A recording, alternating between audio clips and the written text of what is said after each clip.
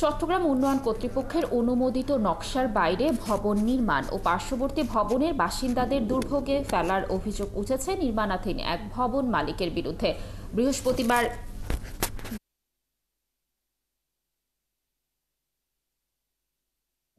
শহীদুল্লাহ অভিযোগ করেন, নিজের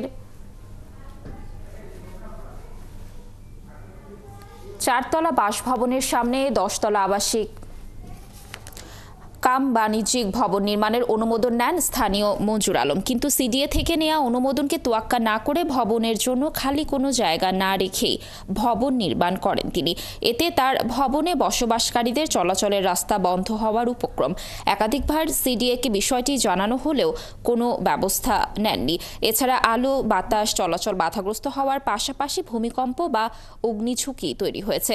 এ অবস্থায় ঝুঁকি এড়াতে দ্রুত নকশার বাহিরে নির্মিত অংশ ভেঙে ফেলার দাবি করেন ভুক্তভোগীরা।